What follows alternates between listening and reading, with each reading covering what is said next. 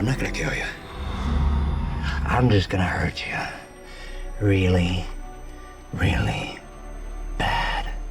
Salut tout le monde, c'est Xavier, bienvenue sur Watch Mojo Français. Aujourd'hui on se retrouve pour le top 10 des scènes qui ont ruiné le DCEU pour les fans. Whatever happens,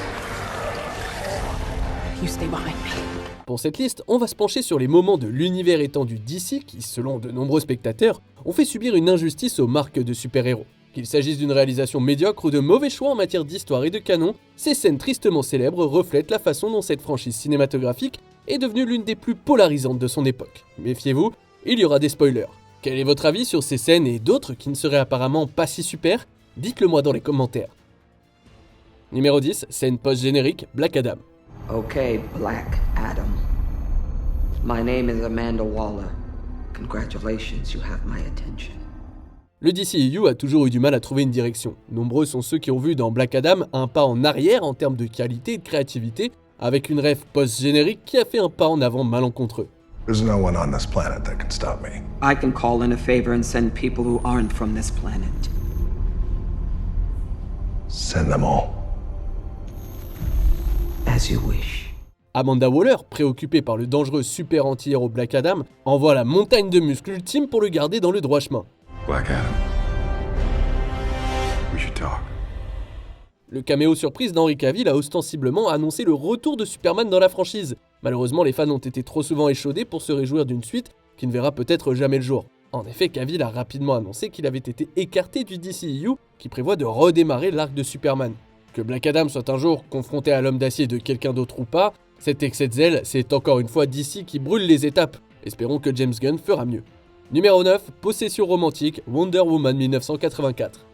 La perte de Steve Trevor dans le premier Wonder Man a été un drame, mais la façon dont il est revenu dans 1984 est tout aussi tragique. He's got it. No, I like him.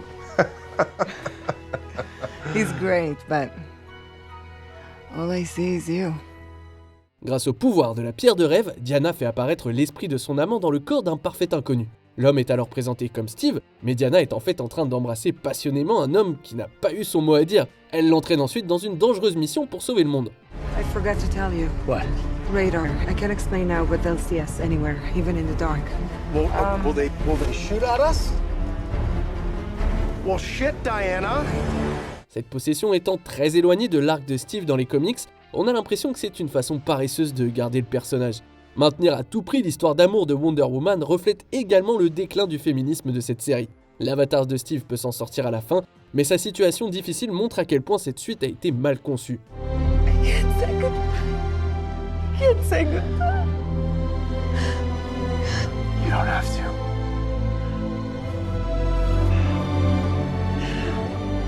I'm already gone.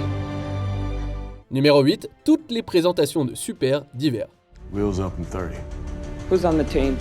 L'un des problèmes majeurs du DCEU, c'est la présentation des personnages. Ces films optent généralement pour la méthode la moins coûteuse pour dévoiler nos héros de comics préférés, les montages.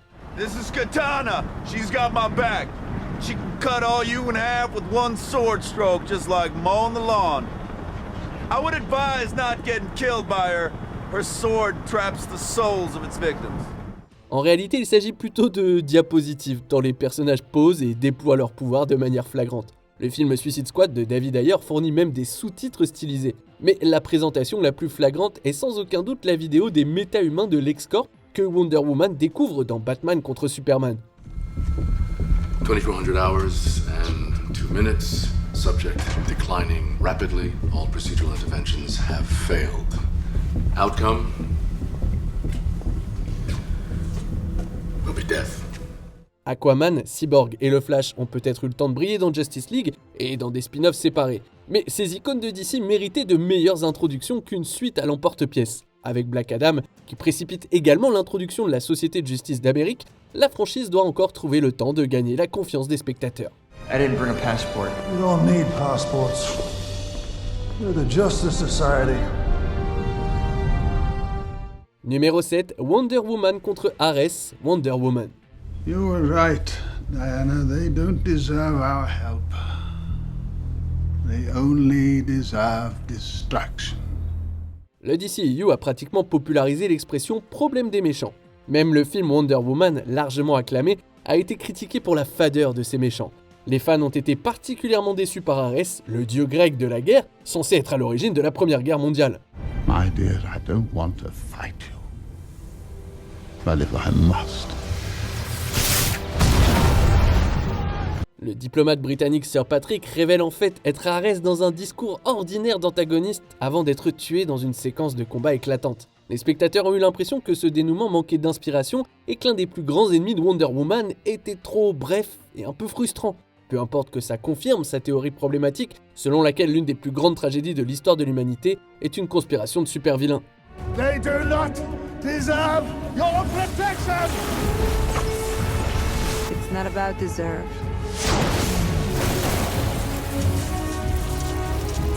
It's about what you believe. Cela prouve que même lorsqu'un film d'ici fait tout ce qu'il faut, il a tendance à se tromper sur les méchants. Numéro 6, la mort de Zod, Man of Steel. I'm going to make them suffer, Cal. These humans you've adopted, I will take them all from you one by one. You're a monster, Zod. And I'm gonna stop you. Zack Snyder a donné le coup d'envoi du DCEU avec une version choquante et sombre de Superman. Man of Steel a polarisé le public avec ses efforts pour créer un arc de héros compliqué, menant à un point de rupture qui n'est pas juste figuratif. If you love these people so much, you can mourn for them. Alors que l'affrontement final avec le général Zod menace la vie des passants, Superman n'a d'autre choix que de briser la nuque de son adversaire et de le tuer. Le fils de Krypton abattant l'avant-dernier de son espèce était un tournant audacieux en quelque sorte. Malheureusement, beaucoup ont pensé que c'était un peu trop loin dans le conflit éthique de Superman. Peut-être que Superman ne devrait pas être aussi réaliste, même si son cri mélodramatique ne l'était pas.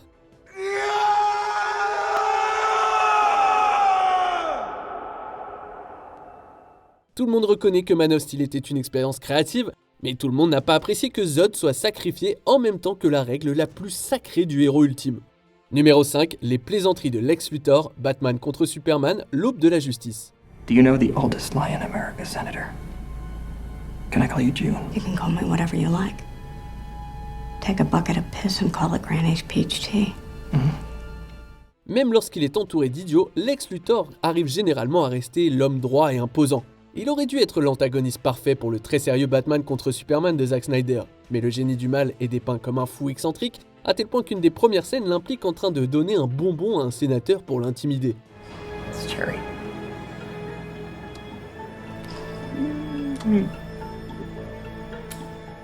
Il mentionne même une recette maladroite de thé aux pêches de grand-mère.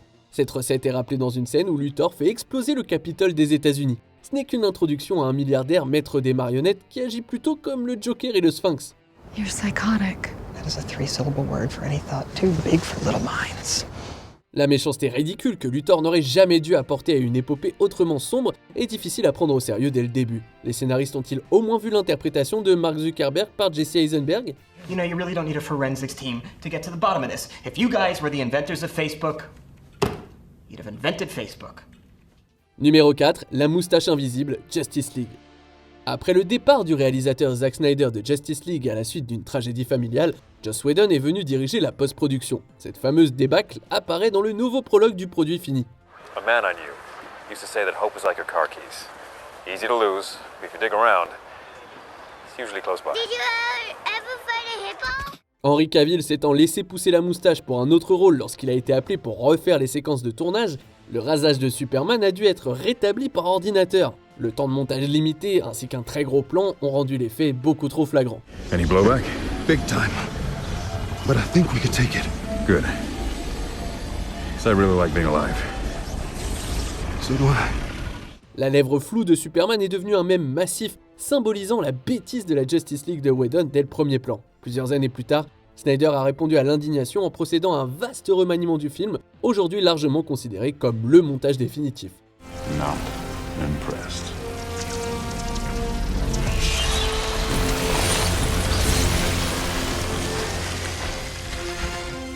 Son film n'avait peut-être pas de poils sur le visage, mais la lèvre de Superman hante toujours le DCEU. Numéro 3, le Joker de Jared Leto, Suicide Squad. Zack Snyder n'est pas le seul réalisateur dont la signature divise dans le DCEU. L'auteur de Crime urbain David Ayer a eu la lourde tâche de présenter le méchant de Gotham préféré de tous dans Suicide Squad en 2016. What do we have here? I did everything you said. I helped you. You helped me by erasing my mind what few memories I had. Une scène de boîte de nuit présente le Joker comme un gangster déséquilibré, avec des cheveux gominés, un grills argenté et de nombreux tatouages. Bien sûr, il arrive fréquemment que l'histoire du clown fasse l'objet d'un remaniement, mais ce film a été considéré comme l'un des plus mauvais exemples de l'expérimentation de la marque du DCEU. Blah, blah, blah, blah, blah, blah, blah, blah, blah. All of that chit-chat's gonna get you hurt. Oh my God. C'est même devenu un fléau pour la brillante carrière d'acteur de Jared Leto. Il a eu une chance de rédemption avec une séquence de rêve dans Justice League de Zack Snyder, mais dans le rôle d'un Joker plus prétentieux. Maybe, in a way, that smelly old flounder is right. Because how many can die in your arms before you grow numb to death? Elle est toujours considérée comme meilleure que la version ancrée et rablée que le DCEU a encore du mal à faire reculer. Numéro 2, Superman détruit Metropolis, Man of Steel. Zod ship uses the same technology, and if we can make the two drives collide with one another, A singularity can be created. like a black hole. Yes. So if we open up this doorway, then theoretically they should be pulled back in. So you want us to bomb them with that? La première épopée du DCEU a pris beaucoup de risques en revisitant l'origine de Superman. Le public a été mitigé quant à l'aspect dramatique des personnages de Man of Steel, mais il a été particulièrement polarisé par son point culminant rempli d'action. If you destroy this ship, you destroy Krypton! Krypton had its chance! Les derniers Kryptoniens se battent de Smallville à Metropolis, laissant un champ de destruction apocalyptique derrière eux. Superman ne semble pas avoir pensé à protéger les civils. Il a tout de même obtenu un baiser malencontreux de Lois Lane après le carnage. You know they say it's all downhill after the first kiss. I'm pretty sure that only counts when you're kissing a human. L'idée que tout s'est arrangé par la suite constitue une rupture troublante avec le réalisme relatif du reste du film. La controverse entourant ce spectacle imprudent a trouvé une réponse dans Batman contre Superman, qui se concentre sur les conséquences complexes des événements de Man of Steel. Considering every time your hero saves a cat out of a tree, you read a puff piece editorial about an alien who, if he wanted to, could burn the whole place down. There wouldn't be a damn thing we could do to stop it. Néanmoins, ces horribles dommages collatéraux ont donné un ton inquiétant à un Superman moins idolâtré. On arrive presque à la fin. Nous publions de nouvelles vidéos chaque jour, alors avant de continuer, abonnez-vous et activez la petite cloche et les notifications sur téléphone pour ne rien rater. Numéro 1, les deux Martha, Batman contre Superman, l'aube de la justice. Martha. Il a été dit que le Snyderverse du DCEU se prenait beaucoup trop au sérieux et souvent de manière maladroite. Même les coïncidences canoniques sont traitées comme un opéra à grand spectacle. You're letting him kill Martha. Lorsque Batman contre Superman arrive enfin au moment où Batman est contre Superman, l'affrontement s'arrête brusquement lorsque Superman supplie Batman de sauver sa mère Martha, qui a été kidnappée. Ça déclenche la culpabilité de Bruce Wayne pour le meurtre de sa propre mère, également nommée Martha, et humanise son ennemi.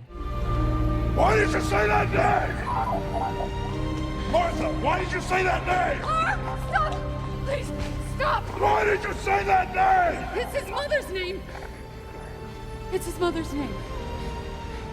Cette révélation est efficace en théorie, mais contrairement à la philosophie de Batman, tout n'a pas de sens si on le force. Superman fait en effet référence à sa mère par son nom, et le montage ringard des traumatismes de l'enfance de Bruce accentue l'escamotage.